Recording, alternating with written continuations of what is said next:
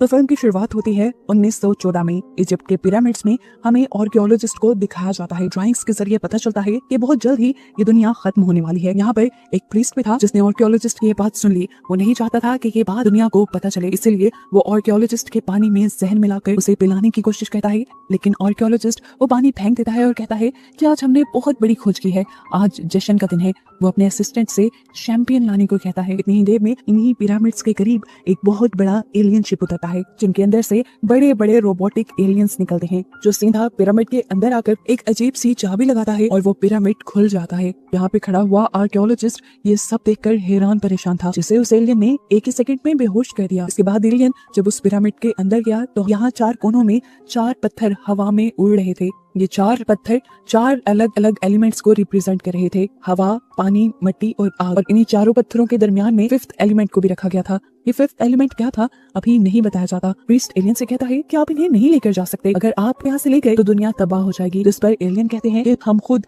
इन elements की रखवाली करेंगे, नहीं तो दुश्मन आकर इन एलिमेंट्स को यहाँ से निकाल लेंगे। एलियंस कहते हैं कि जब इन एलिमेंट्स की जमीन को जरूरत होगी तब हम इन्हें जमीन पर वापस ले आएंगे। अब आर्कियोलॉजिस्ट का असिस्टेंट जो यहाँ पर पहले से ही मौजूद था, वो ये सब देखकर घबरा गया। उसने एलियन के ऊपर गोली चलाई तो ये गोली पिरामिड पे लग गई और पिरामिड बंद होने लगा। एलियन ने जल्दी से बाहर निकलने की कोशिश तो की, लेकिन उसका साइज बहुत बड़ा था, वो बाहर नहीं निकल पाया। और जब ये बात समझ गया कि मैं बाहर नहीं निकल सकता, तो उसने प्रीस्ट को इस पिरामिड की चाबी दे दी और कहा कि अपने वारिसों को इन सब चीजों के बारे में बताते रहना। ये एलियन तो यहाँ पर फंसकर मारा जाता है, जबकि उसके बाकी साथी यहाँ से वो 5 एलिमेंट्स लेकर निकल जाते हैं। इसके बाद मूवी में एक साथ 350 साल का वक्त गुजर जाता है। सन 2263 के सीन हमें दिखाए जाते हैं। एक फायर बॉल को दिखाया जाता है जो तेजी से जमीन की तरफ बढ़ रही थी, जमीन को तबाह करने के लिए। नासा के लोग इसे डिस्ट्रॉय करना चाहते हैं ताकि अर्थ को बचाया जा सके, लेकिन यहीं पर मीटिंग में एक प्रीस्ट भी होता है जो इनसे कहता है कि आप लोग इसे तबाह नहीं कर सकते। जमीन को बचाने के लिए जल्द ही कुछ एलियंस जमीन पर आएंगे जिनके पास 5 एलिमेंट्स हैं, जिससे ये दुनिया बच जाएगी। पता चलता है कि ये प्रीस्ट 1914 में दिखाए जाने वाले प्रीस्ट का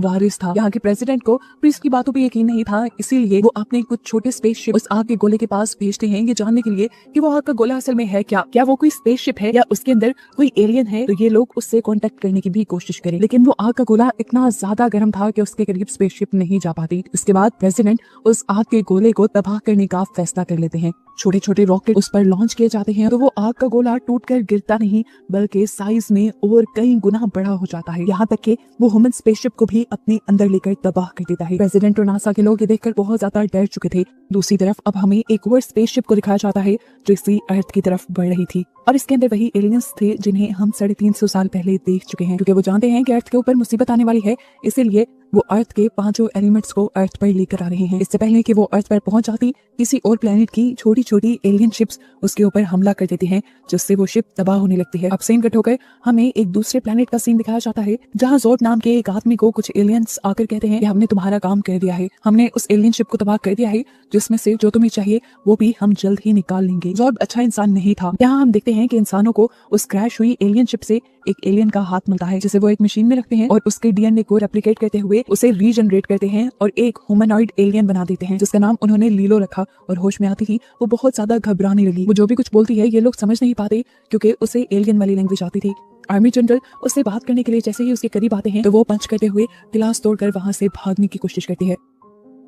अब वो लड़की जब टनल्स के जरिए होते हुए बाहर की दुनिया में आती है तो शॉक रह जाती है, क्योंकि बाहर बहुत ज्यादा ट्रैफिक थी। चारों तरफ कार्स हवा में उड़ती हैं और बिल्डिंग्स बादलों से भी ऊंची हैं। इससे पहले कि कोई उसे पकड़ने के लिए यहाँ पहुंचता, लीलो एक कार के ऊपर जंप कर देती है। ये एक टैक्सी ड्राइवर था जिसका नाम था गॉर्बिन। लीलो उसे अपनी बात समझा देते हैं कि मुझे पुलिस से बचा लो। लीलो बार बार प्रीस्ट विडो का नाम बोल रही थी। उसकी बात समझते हुए गॉर्बिन तेजी से अपनी कार को नीचे ले जाता है और उसे प्रीस्ट विडो के पास ले आता है। प्रीस्ट जैसे ही लीलो की बॉडी को चेक करते हैं तो उसके हाथ पे उन्हें एक खास किस्म का निशान मिलता है, जो निशान 5th एलिमेंट का था, और वो समझ गए कि लीलो ही असल में 5th एलिमेंट है। ये 5th एलिमेंट दुनिया को बचाने के लिए जरूरी है। ये बात सबसे छुपाने के लिए वो लीलो को अपने पास रखने का फैसला करते हैं और गॉर्बिन से कहते हैं शुक्रिया तुम्हारा इसे यहाँ लाने का। ये कहने के बाद वो गॉर्बिन को भी यहाँ से निकाल देते हैं। कुछ देर बाद लीलो भी होश में आ जाती है और खाना खाते हुए कंप्यूटर के जरिए पिछले कई 100 सालों का डाटा अपने माइंड में सेव कर लेती है। अब प्रीस्ट उससे पूछते हैं कि पहले वाले 4 पत्थर कहाँ हैं? तो लीलो बताती है हमने पैराडाइज नाम के एक आइलैंड पर एक एलियन सिंगर के पास उसे सेफ रखवा दिया था। प्रीस्ट अब आर्मी जनरल को ये इन्फॉर्मेशन दे देते हैं कि अगर दुनिया को बचाना है तो उन एलिमेंट्स को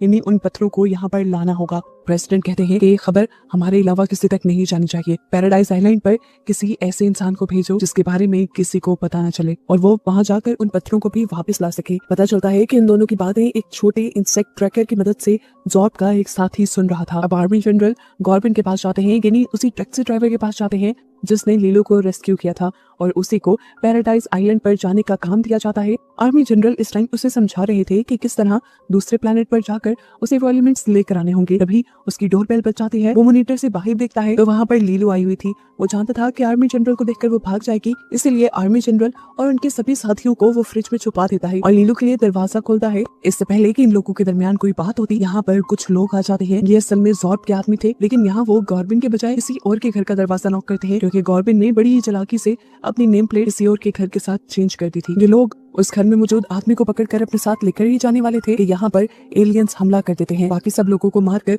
वो उस आदमी को खुद ले जाने लगते हैं। ये एलियंस भी उन्हीं चारों पत्थरों के पीछे हैं, लेकिन इनका मकसद कुछ और है। वो इन चारों पत्थरों को हासिल करके जॉर्ब से बदला लेना चाहते हैं, क्योंकि जॉर्ब ने इनके बहुत सारे साथियों को मार दिया था। यहाँ घर के अंदर हम देखते हैं कि उन सब के यहाँ से चले जाने के बाद गॉर्बिन प्रीस्ट को और लीलो को बाहर निकालता है। इससे पहले कि वो उन दोनों को कुछ कहता, प्रीस्ट जल्दी से उसके सर पे हमला करते हुए उसे बेहोश करके उसकी पैराडाइज की टिकट लेकर जल्दी से यहाँ से भागने लगते हैं। काफी देर बाद जैसे ही गॉर्बिन को होश आता है तो फौरन उसे जनरल और उनके साथियों की याद आती है और जैसे ही वो फ्रिज का दरवाजा खोलता है तो देखता है कि बेचारे आर्मी जनरल और उनके साथ ही फ्रीज हो चुके थे। वो इनको यहीं पे छोड़कर अब उस जगह जाता है जहाँ से स्पेसशिप को लॉन्च होना था पैराडाइज आइलैंड के लिए। दिखाया जाता है कि लीलो के साथ प्रीस्ट का बेटा जा रहा था। जैसे ही वो चेक इन करवाने वाले थे तो यहाँ पर गॉर्बिन आ गया और सबसे झूठ बोलते हुए उसने कहा कि मैं लीलो का हस्बैंड हूँ तो उसके साथ मुझे ही जाना चाहिए। ये दोनों जाकर एयरशिप में बैठ जाते हैं और जैसे ही ये बात प्रीस्ट को पता चलती है कि गॉर्बिन उनके साथ जा रहा है तो वो भी एयरशिप के अंदर घुस जाता है। एयरशिप सबसे पहले एक फ्लाइंग होटल में जाती है और पता चलता है कि इसी फ्लाइंग होटल में आज वो एलियन सिंगर परफॉर्म करने वाली थी जिसकी तलाश में ये लोग थे। दूसरी तरफ जॉर्ब भी उस एलियन सिंगर के पीछे जाने को तैयार हो चुका था, लेकिन इन सबसे पहले ही यहाँ पर पहुंच जाती हैं एलियंस क्रिएचर जो जॉर्ब से बदला लेना चाहती हैं। वो उस एलियन सिंगर के रूम की तलाशी लेते हुए वो पत्थर ढूंढना शुरू कर देती हैं, लेकिन उससे पहले ही पत्थर वाला बॉक्स यहाँ से लीलो चुराकर भागने की कोशिश करती है। इससे पहले कि वो भाग पाती जॉर्ब उसे गन पॉइंट पे ले लेता है। लीलो को इस टाइम अपनी जान भी बचानी थी, क्योंकि वो जानती थी वो खुद भी एक एलिमेंट है, इसलिए जॉर्ब की तरफ वो वही बॉक्स फेंक कर यहाँ से भागने की कोशिश करती है, लेकिन जॉर्ब उस पर धड़ाधड़ वार करता रहता है। लीलो अपने आप को टनल में छुपा बचा तो लेती है, लेकिन अब वो बहुत ज्यादा जख्मी हो चुकी थी। हम देखते हैं कि वो एलियंस यहाँ कॉन्सर्ट में हमला कर देते हैं। कॉन्सर्ट में अफरा तफरी मच जाती है, सभी लोग यहाँ से भागने लग जाते हैं। एक गोली एलियन सिंगर को भी लग जाती है और उसे इस टाइम गॉर्ब आकर पकड़ता है। वो एलियन सिंगर उसे कहती है तुम जल्दी से जाकर लीलो को बचाओ, उसकी जान खतरे में है। और वो सिंगर उसे ये भी बताती है कि वो चारों पत्थर इस टाइम मेरे अंदर हैं। ये कहते ही वो एलियन सिंगर मर जाती है और गॉर्बियन उसके पेट को चीरते हुए उसके अंदर से चारों पत्थर निकाल लेता है। यहाँ दिखाया जाता है कि जॉर्ब ने इस फ्लाइंग होटल में एक टाइम बॉम्ब लगा दिया था, जिसके बाद वो बॉक्स को लेकर अपनी स्पेसशिप के अंदर चला जाता है। लेकिन जैसे ही वो बॉक्स खोलता है तो उसे शॉक लगता है कि इस बॉक्स में वो एलिमेंट्स नहीं थे। वो अब पागल हो चुका था, अब तो उसकी दिमागी हालत भी बिगड़ने लगी थी। दोबारा वो पत्थरों को हासिल करने के लिए उसी फ्लाइंग होटल में आ जाता है जहाँ पर उसने टाइम बॉम्ब लगाया था, जबकि यहाँ पर गॉर्बिन जल्दी से लीलो को बचाते हुए प्रीस्ट को लेकर यहाँ से वापस जाने की तैयारी में था। लेकिन जैसे ही वो प्रीस्ट को लेने यहाँ आया तो उसने क्या देखा कि जॉर्ब के दुश्मन एलियंस प्रीस्ट को गन पॉइंट पर लिए खड़े थे। उसने एलियंस के सरदार को ही शूट कर दिया और जल्दी से प्रीस्ट को लेकर यहाँ से जाने लगा और इतने में ही यहाँ पर जॉर्ब भी आ गया, जिसने आते ही यहाँ के टाइम बॉम्ब को एक्टिवेट कर दिया। ब्लास्ट हो जाता है। शुक्र था कि गॉर्बिन की एयरशिप को इस धमाके से ज्यादा नुकसान नहीं हुआ था, क्योंकि वो चंद ही मिनट पहले ही यहाँ से निकला था। ये लोग सीधा इजिप्ट के उन पिरामिड्स में जाते हैं जहाँ पर पहले उन एलिमेंट्स को रखा गया था। ये लोग चारों पिलर्स पे अब उन एलिमेंट्स को रख देते हैं, लेकिन देखते हैं कि इनको रखने से भी अभी कुछ नहीं हुआ। तभी गॉर्बिन को याद आता है ये चारों पत्थर असल में हवा, पानी, मिट्टी और आग को रिप्रेजेंट करते हैं, इसलिए वो जल्दी से एक के ऊपर फूंक मारता है तो वो एक्टिवेट हो जाता है। प्रीस्ट एक पत्थर पे अपना पसीना डालता है तो वो भी एक्टिवेट हो जाता है। प्रीस्ट का बेटा दूसरे पत्थर के ऊपर मिट्टी डालता है, इस तरह वो भी एक्टिवेट हो जाता है। लेकिन अब ये लोग आग कहाँ से लाते? शुक्र था कि गॉर्बिन के पास एक मैच बॉक्स था जिसके अंदर एक ही मैच स्टिक थी। उसने बहुत उम्मीद से उसे जलाया और इस तरह चौथा पत्थर यानी आग वाला एलिमेंट भी एक्टिवेट हो गया। इन चारों पत्थरों के एक्टिवेट होते ही ये चारों पत्थर अपना कनेक्शन लीलो के साथ बनाते हैं, यानी फिफ्थ एलिमेंट के साथ बनाते हैं, जिसमें से एक तेज रोशनी बाहर निकलती है। वो तेज रोशनी जाकर उस जलते हुए आग के गोले को फ्रीज कर देती है, जो अर्थ को तबाह करने के लिए हर सेकंड अर्थ के करीब बढ़ रहा था। वो आग का गोला वहीं पर रुक जाता है और इस तरह फाइनली ये लोग दुनिया बचा लेते हैं। और बस ऐसे ही मिशन इनका सक्सेसफुल होते ही ये मूवी यहाँ खत्म हो जाती है।